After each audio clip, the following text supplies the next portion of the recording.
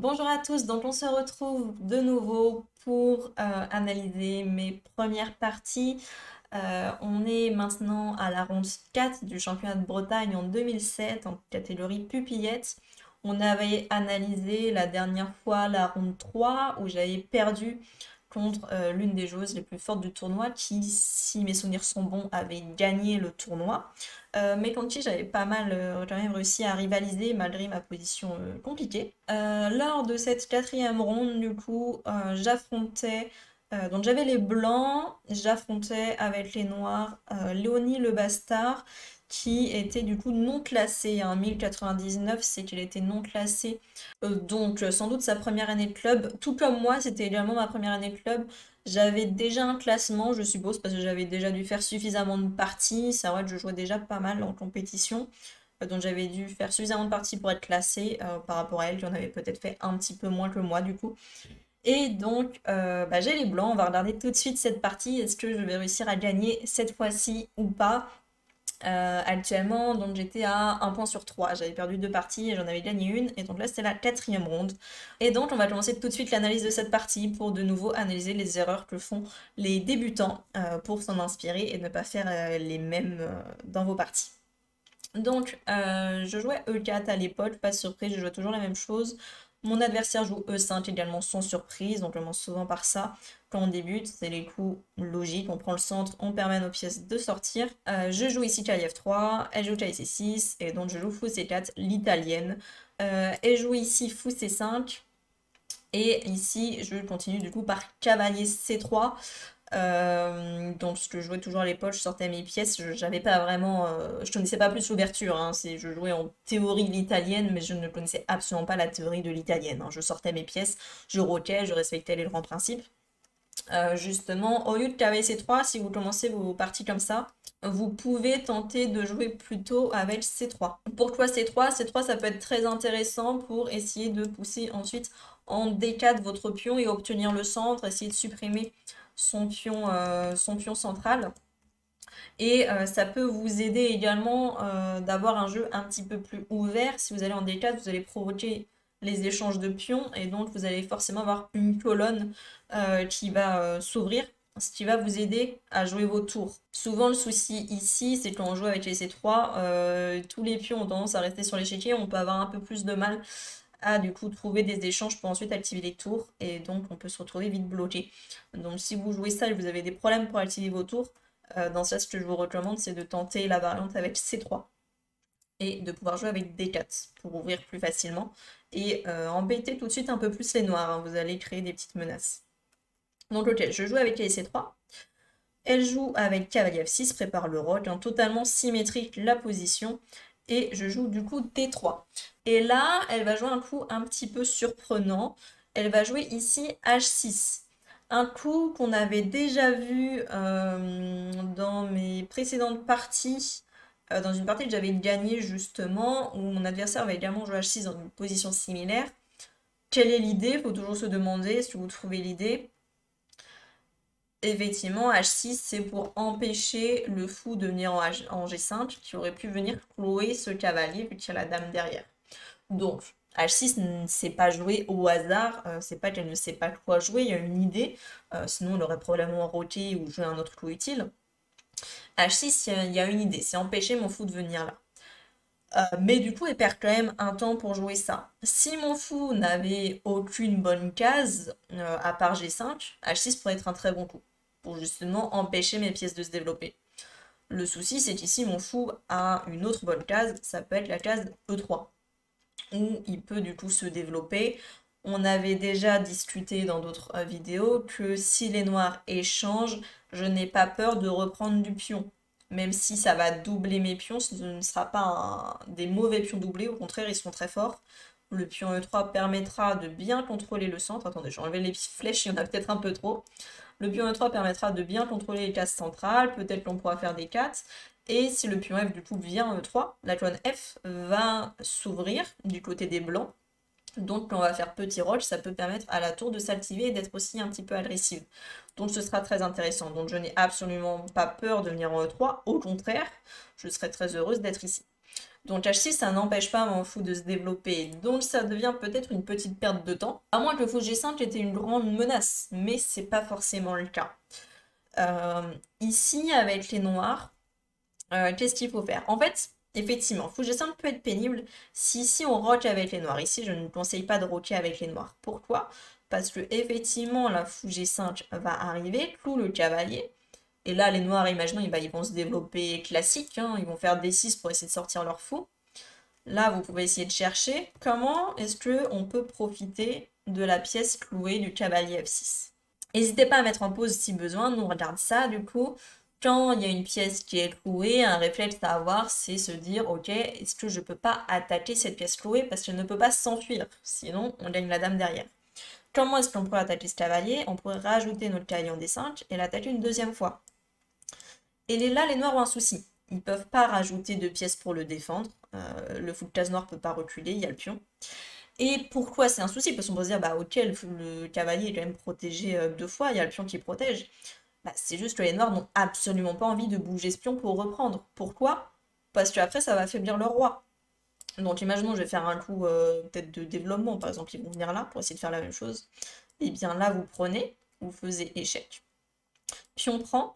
Et pourquoi j'ai pris du calice? Parce que je veux conserver mon fou pour ensuite venir, hop, en H6. Comme ça, déjà, je vais chasser cette tour. Et en fait, bah, ce fou va être très utile pour bien contrôler cette case. Déjà, on imagine si on met la dame où on veut, on peut la mettre en G7, il y aurait des échecs et mat. Donc on va commencer à essayer d'amener notre dame là. Il y a aussi là le fou en vis-à-vis du roi qui attaque ce pion. Maintenant que la tour n'est même plus en F8, le pion F7 commence à être faible. Donc ce roi noir commence à avoir de gros soucis. Donc ça peut être vite problématique. Bon, après, les noirs peuvent essayer de faire pareil, hein, avec le cavalier F3 qui est cloué. Ils peuvent essayer de faire cavalier là pour essayer de détruire. Mais la différence déjà, c'est qu'avec les blancs, je n'ai pas roqué. Donc je peux très bien décider de faire le grand roc. Je ne vais pas faire le petit roc. Et donc s'il y a le grand roc, bah, je n'ai aucun souci que les noirs viennent me prendre F3 et double mes pions. Au contraire, ça va ouvrir ma colonne G pour amener mes tours et venir mater ce roi noir. Donc là déjà, comme je n'ai pas roqué, je n'ai pas de souci, j'ai le choix entre les deux rocs. Et donc là, ça nous donne une petite info.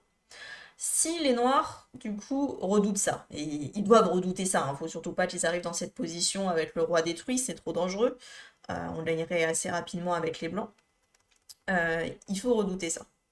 Donc ici, en fait, c'est une ouverture un peu particulière, faut pas se précipiter à roquer dans cette ouverture. Alors si on veut roquer, effectivement, il y a le moyen de faire H6 comme elle a fait, et comme ça, il n'y a pas fou G5 et pourra faire rock tranquillement et pas craindre le clouage, mais c'est une perte de temps. Ici, il vaut mieux continuer à se développer et faire D6. Comme ça, notre roi, il a l'option de faire petit roc, mais également grand roc. Et ça va tout changer. Ça va tout changer, pourquoi? Parce que maintenant, quand je fais fou G5, pour clouer ce cavalier, bah déjà avec les noirs, je redoute moins que les blancs viennent détruire ma structure de pion, parce que j'ai très bien l'option de faire grand roc, et que si la colonne G du coup s'ouvre suite au doublement des pions, ça va me permettre d'attaquer les blancs. Donc déjà, je redoute moins ça. Mais en plus, ça me donne une option supplémentaire. C'est que ici, maintenant que le fou vient là, je peux envisager de faire H6. Parce que ce n'est pas une perte de temps, vu que j'attaque le fou, je le force à rejouer. Donc les blancs peuvent pas faire ce qu'ils veulent. À la différence où quand elle faisait H6 ici, bah là avec les blancs, je continue mon développement comme je veux, je fais fou E3, j'ai pas perdu de temps. Donc là, faire H6, c'est déjà différent. Donc soit je peux très bien revenir en E3 et ça reviendra un peu au même, mais là du coup H6 n'a pas été une perte de temps, les blancs ont également rejoué leurs pièces, donc ce n'est pas grave. Et l'idée surtout c'est que si le fou vient en H4 pour garder le clouage, là je vais avoir une option. Je vais avoir l'option de jouer avec G5. Ce qui n'était pas une option si j'avais déjà roqué avec les noirs. Par exemple ici, si j'avais fait roc, fou là, et que là avec les noirs je me dis ok, il y a ça qui arrive qui va être dangereux, bah là on pourrait dire bah ok, je vais faire pion H6, comme ça le fou va reculer pour garder le clouage, et là faire G5 pour me déclouer, mais là j'ai beaucoup moins envie de faire G5 puisque j'ai fait le petit roc. Là mon roi va être faible désormais, j'ai poussé les pions, c'est très dangereux. Tout simplement, le fou déjà peut bouger. Et on va ensuite essayer de faire des H4 pour exploser les pions, ouvrir les colonnes sur le roi. Et on jouera avec un grand roc, pas de souci. Faut aussi envisager, parfois, quand il y a du G5 comme ça, faut envisager les sacrifices. Du cavalier, en général, on préfère garder le fou pour toujours avoir le clouage sur ce cavalier.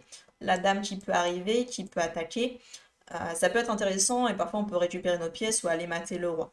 Là, ici, c'est peut-être pas si simple parce que les noirs peuvent vite se déclouer avec le fou E7. Ça aurait été déjà peut-être plus simple s'il y avait eu des 6, peut-être plus fort, plus difficile pour les noirs de se déclouer. Mais c'est quelque chose à envisager, ce sacrifice. Mais si on n'est pas sûr, on prend pas de risque, on fait fou G3. Et ensuite, bah, les pions sont... En fait, ils se sont avancés, donc c'est une faiblesse sur le long terme. On va pouvoir attaquer ce roi un peu quand on veut. Donc on peut même prendre le temps de faire le grand roch. Et on va attaquer ces pions ensuite pour ouvrir les colonnes sur le roi et essayer de le mater. Donc ça, les noirs ne veulent pas pousser ces pions dans ces situations-là. Du coup, c'est pour ça, c'est important de ne pas roquer. Parce que si on n'a pas roqué, on va pouvoir par contre pousser ces pions. Donc là, on avait dit on fait D6 pour développer le fou. Si là je joue avec fou G5, du coup elle peut faire H6, et si je recule en H4 pour garder le clouage, elle peut se permettre de jouer G5, qui est ici un très bon coup. Parce que mon fou, maintenant reculant en G3, il va se retrouver enfermé. Là, je n'envisage pas de sacrifier le cavalier contre le pion, hein, parce que le roi n'est pas de ce côté-là, donc je ne vais pas affaiblir le roc. Donc je n'aurai pas de compensation pour la pièce en moins, vu que le roi peut faire grand roc, et donc du coup on joue avec fou G3. Mais toujours pareil, le roi peut faire grand roc, et va faire grand roc, donc ça n'a pas affaibli les noirs. Au contraire, ça va leur donner de la taille. Déjà, ils menacent d'amener leur pion ici, et mon fou sera totalement enfermé. Donc c'est assez problématique. Là, j'ai plus envie de faire petit roc parce que les pions arrivent sur mon roi. C'est dangereux. Donc ça, déjà, si vous jouez cette ouverture, c'est important de comprendre qu'il ne faut pas précipiter le roch quand il y a ces thèmes de clouage.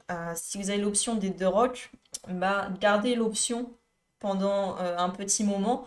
Comme ça, si le fou vient clouer, bien vous pouvez le chasser en poussant les pions et vous recréer de l'autre côté. C'est important à comprendre.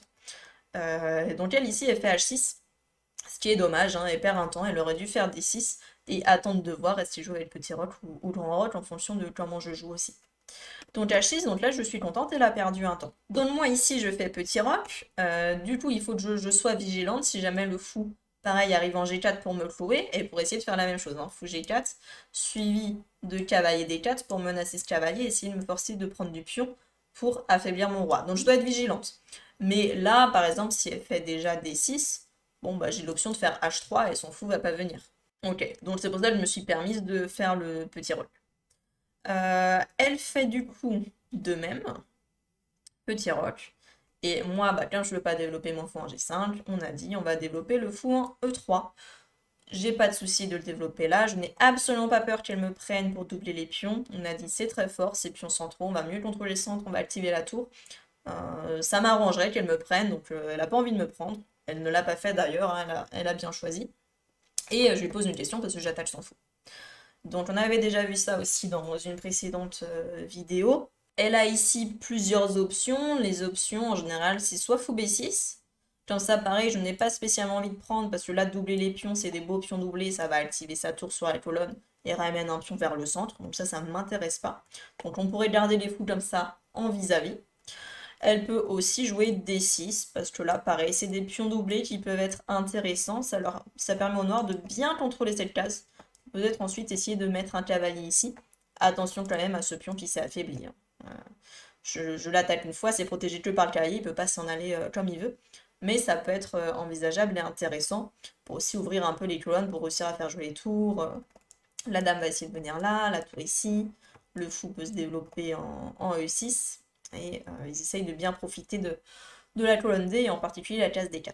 Et si les blancs veulent contrôler cette case D4 grâce à leur pion C, bah le problème c'est ok on n'aura plus cette case D4 mais les noirs pourront attaquer le pion D3 qui ne sera plus protégé par un pion, ce sera un pion arriéré, il est derrière ses autres pions et donc ce sera une cible, on pourra bah voilà toujours doubler un dame tour sur la colonne, taper ce pion pour essayer de le gagner.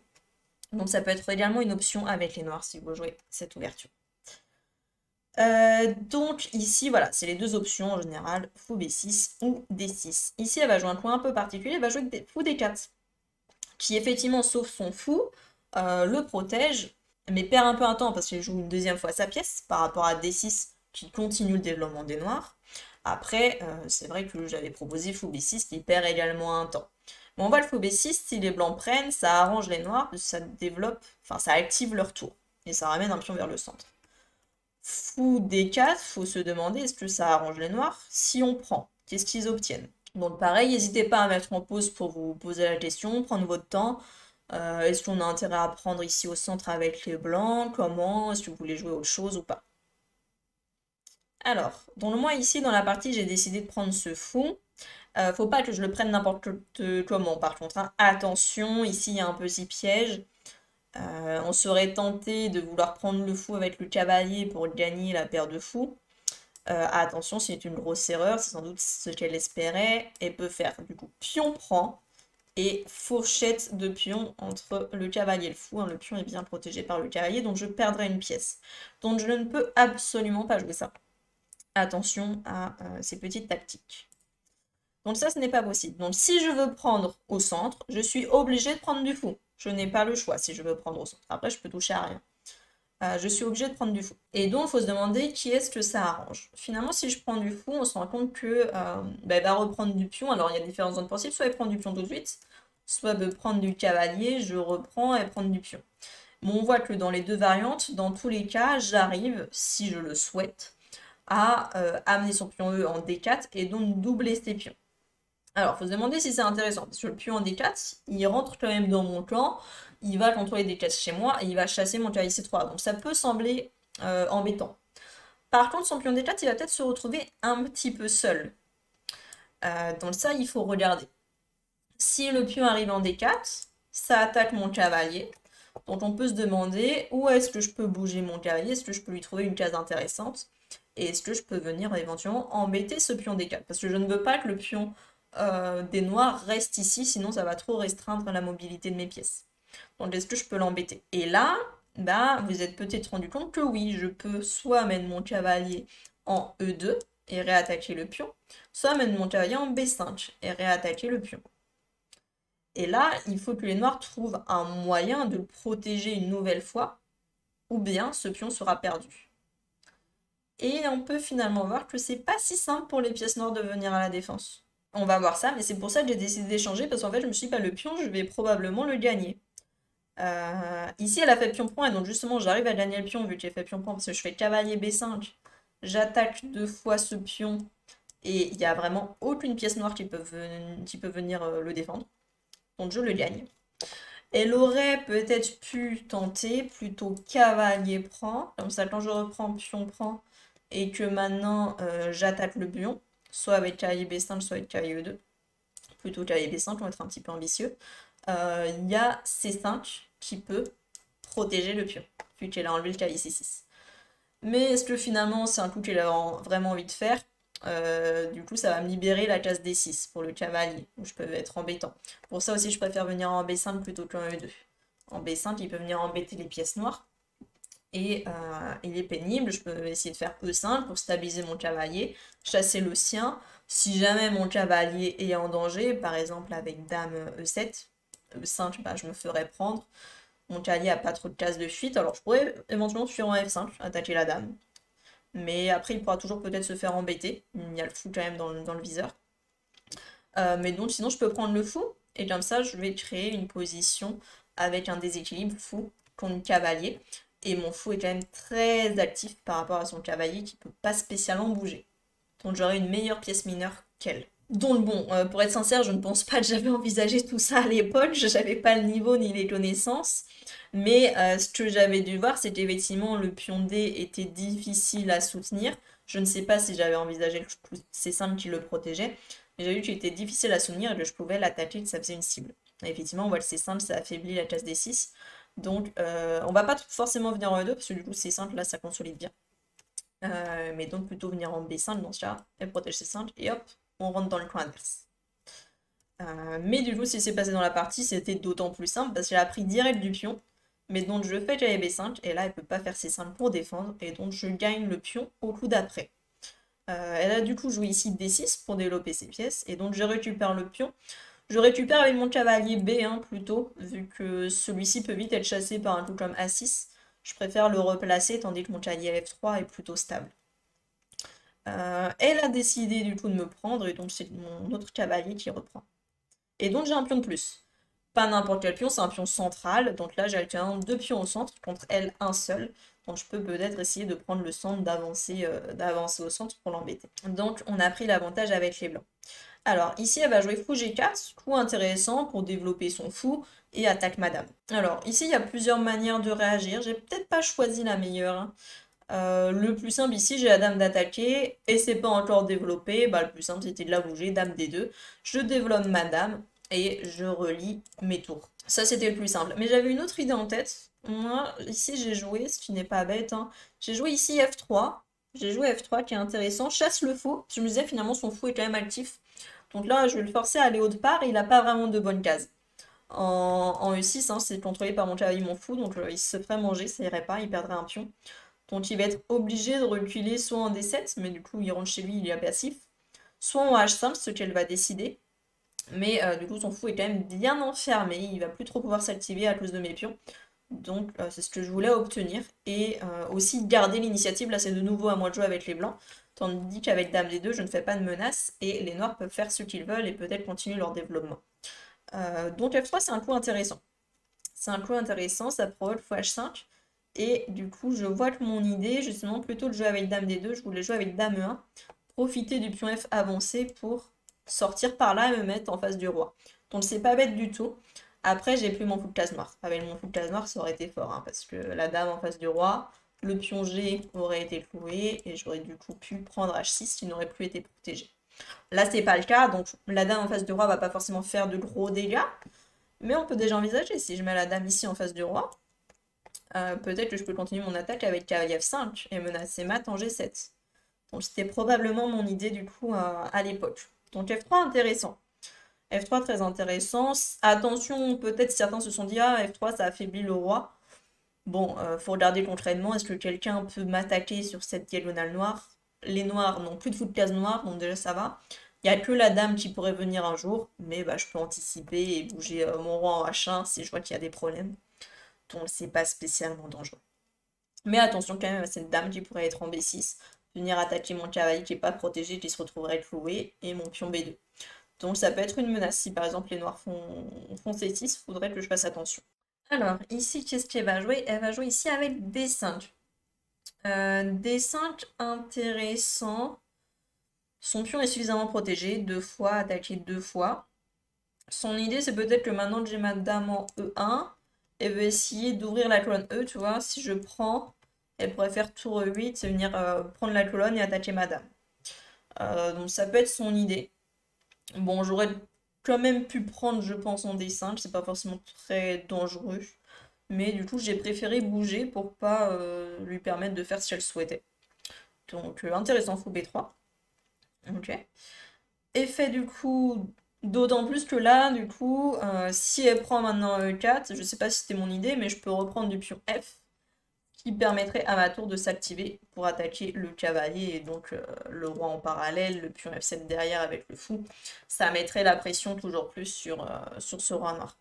Donc les noirs n'ont pas spécialement envie de prendre mon pion E4. En plus, moi j'aurais du coup deux pions au centre contre L0, donc j'aurais un bien meilleur contrôle du centre. Mon pion pourrait aussi avancer pour essayer de chasser le cavalier F6 qui défend le roi. Donc du coup, oui, donc du coup je fais fou B3 et finalement si je veux prendre des cintres, je prends quand je le veux. Elle n'a pas spécialement intérêt à prendre en E4. Elle joue donc ici dame D6, elle active sa dame pour relier ses tours, et elle essaye d'activer ses pièces, donc elle joue bien ici. Elle fait ce qu'elle peut, elle a perdu le pion, mais développe bien ses pièces, c'est tout à fait correct. Attention, maintenant que la dame s'active, il faut bien regarder où elle peut aller. On a tout à l'heure repéré une faiblesse. On avait repéré la faiblesse du roi, de la diagonale noire, donc maintenant la dame noire peut venir sur cette diagonale pour venir clouer mon cavalier. Donc il faut faire attention à ça. Et donc ici, j'ai joué un coup que j'aime beaucoup. J'ai joué ici cavalier F5. Enlève du coup mon cavalier qui n'était pas protégé de la diagonale noire. Active mon cavalier. Attaque la dame. Je me rapproche toujours plus du roi noir et je commence à avoir des menaces sur le roc. Donc mon cavalier est extrêmement bien placé. C'est ma meilleure pièce de l'échiquier pour le moment. C'est la pièce la plus active. Donc là, elle fait échec, mais là du coup, c'est pas grave. Il y a juste échec, ça ne menace rien d'autre. Et donc je joue roi H1. Roi H1, très bien.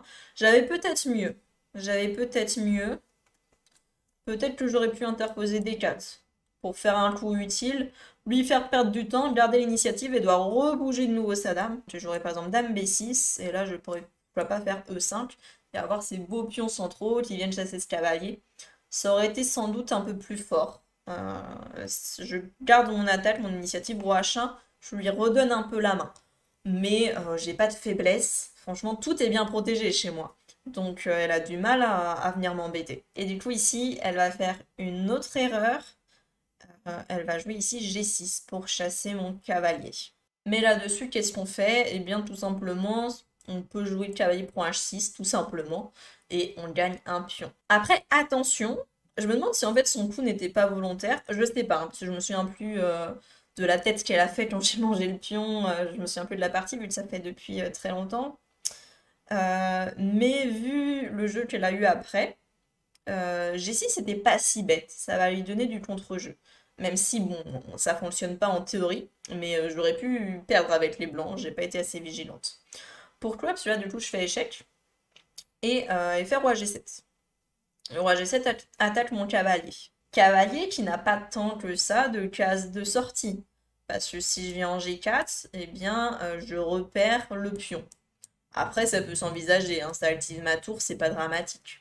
Mais du coup, j'aurais pas gagné le pion comme je le souhaitais forcément. Donc, est-ce qu'il fallait le manger? Peut-être que j'avais d'autres options. Euh, Du coup, il peut pas sortir là. Il a du mal à sortir en F5. En tout cas, ça perdrait la pièce. Après, toujours pareil, ça peut s'envisager si on voit que le roi, on va pouvoir l'attaquer et le mater. Mais ici, c'est pas simple. Donc, il a du mal à sortir. Et donc ici, bah, je joue dame D2 pour le protéger. Mais du coup, ici, je me retrouve un peu bloqué à défendre ce cavalier.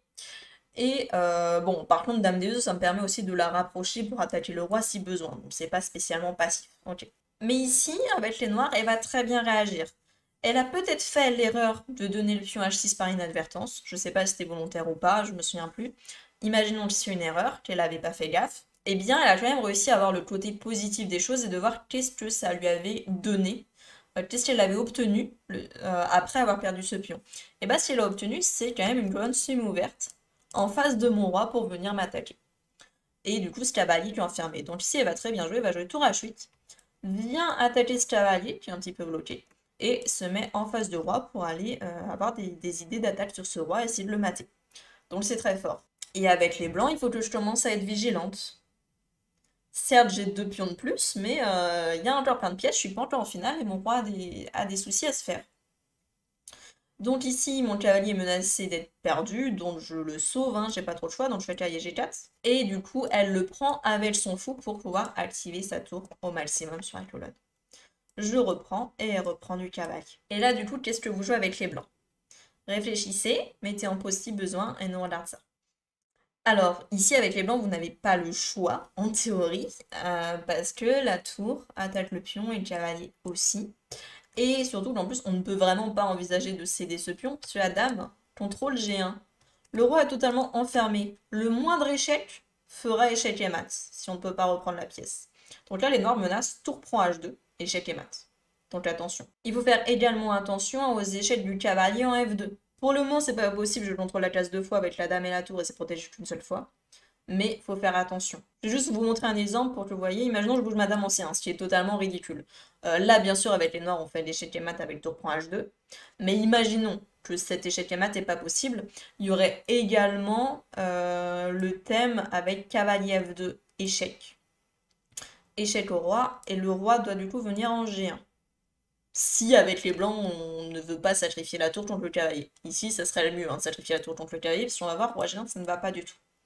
Le roi se met en face de la dame. Il y a donc des thèmes de découverte. Déjà, on voit qu'il peut y avoir des thèmes tout simplement de cavalier prend D3. On fait échec, et donc on attaque la dame, on va pouvoir gagner la dame blanche. Mais il y a encore mieux. Il y a encore mieux. Peut-être que certains d'entre vous connaissent le thème du mat à l'étouffer, et dans ce type de position, il y a un très fort coup à jouer, qui est cavalier H3, échec. On fait un double échec.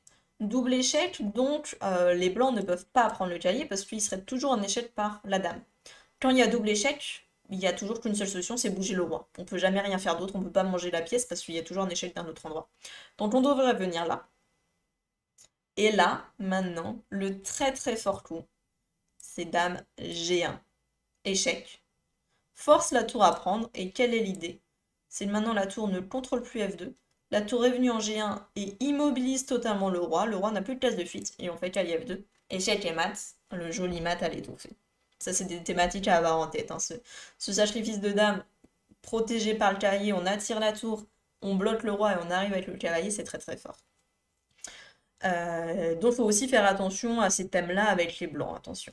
Mais pour le moment, c'est pas menacé vu que j'ai ma tour et ma dame, mais par contre, il y a tour prend H2 qui est menacé.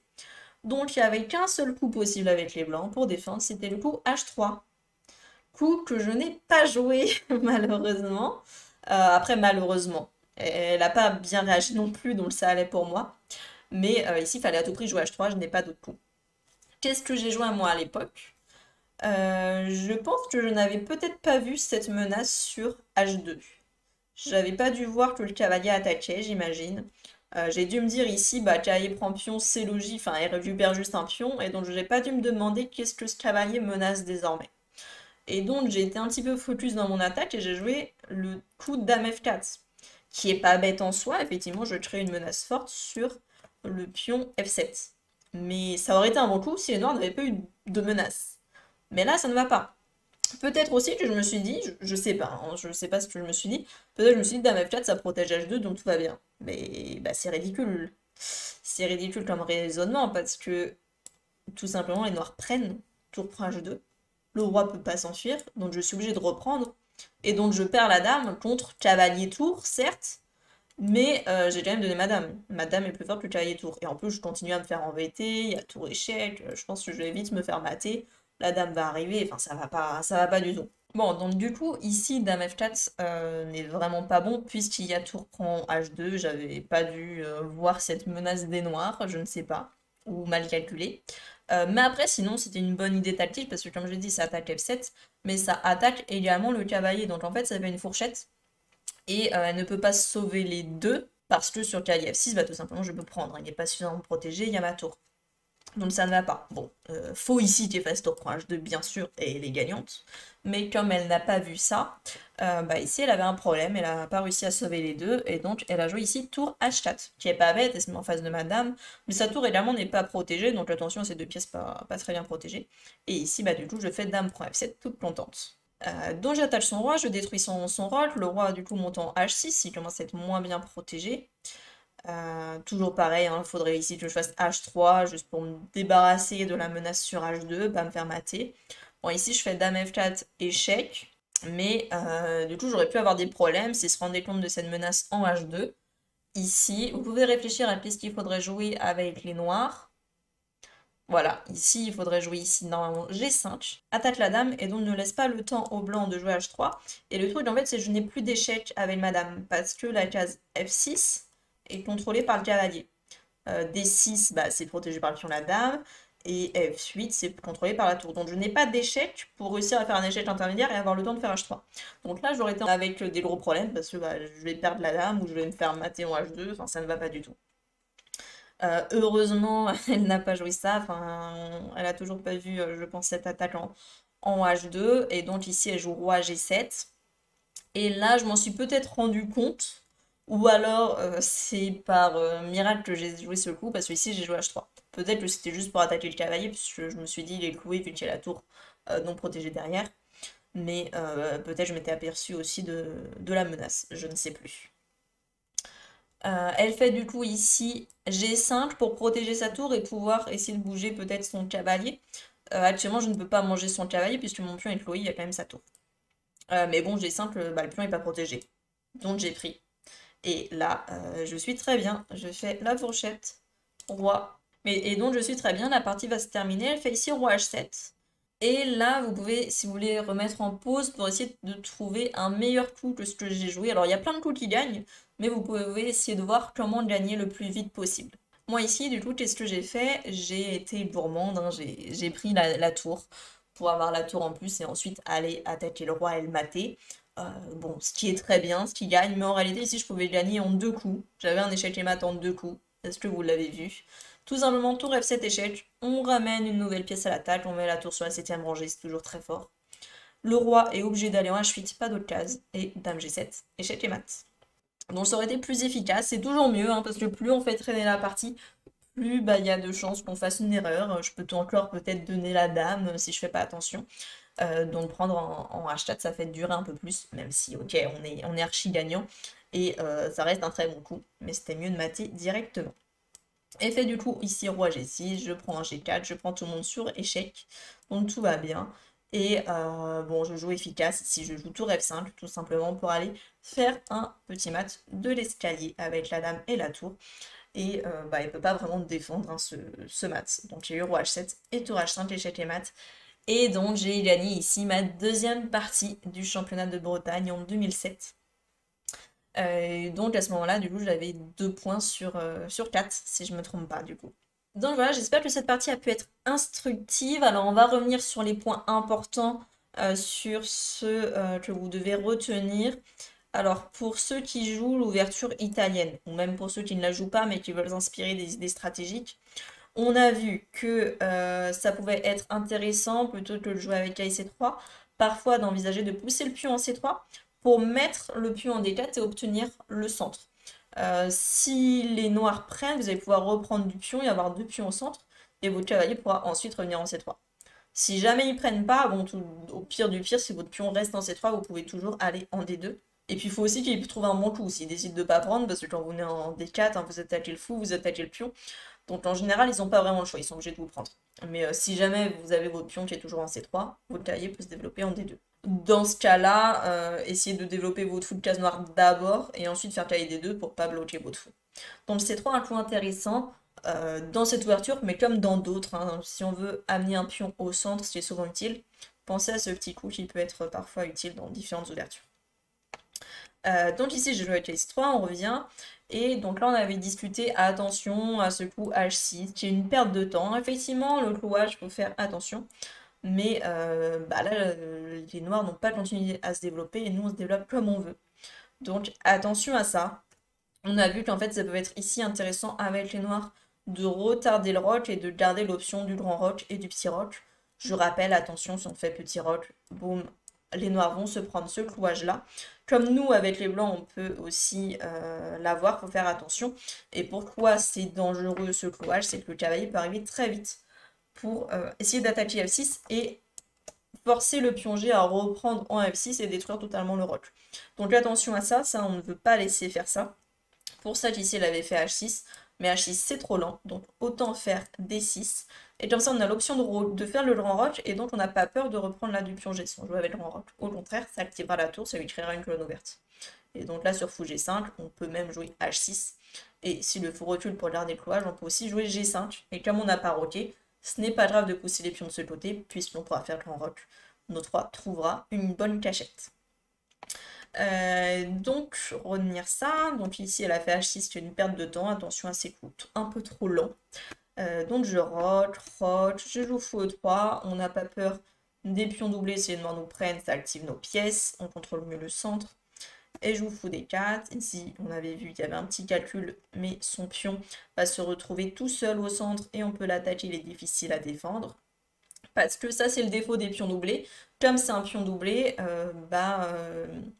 la colonne derrière lui est bouchée. En fait, s'il n'y avait pas le pion D7, le pion serait protégé par la dame, il n'y aurait pas de souci.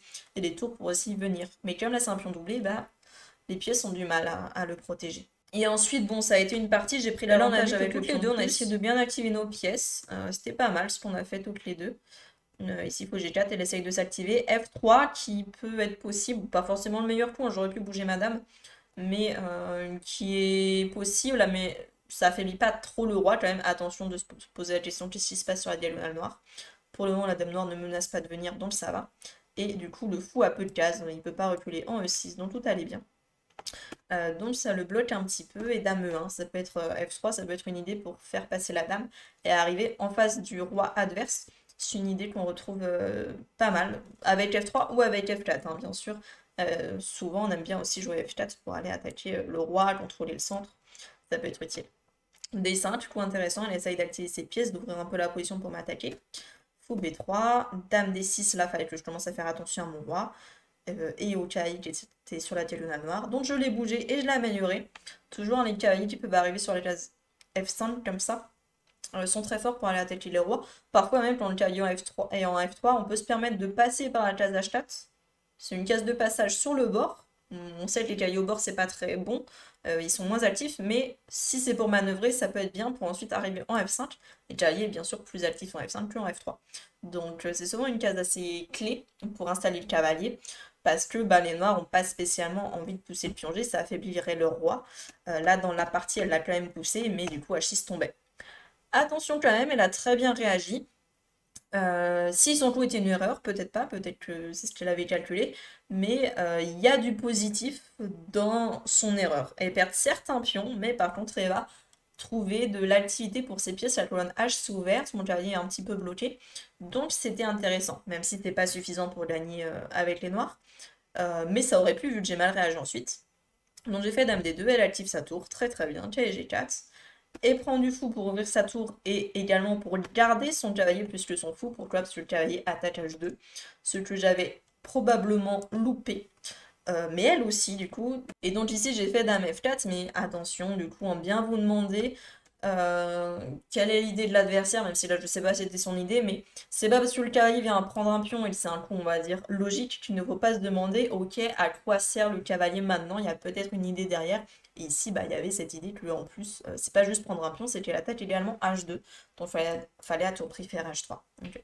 Et donc après bon bah la partie s'est terminée vite parce que j'ai réussi à attaquer le roi et le mater plus ou moins rapidement, mais c'était plus très intéressant.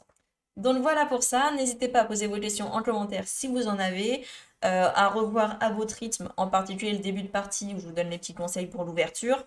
Et puis bah nous on se dit à la semaine prochaine pour une nouvelle vidéo. Allez, bye bye!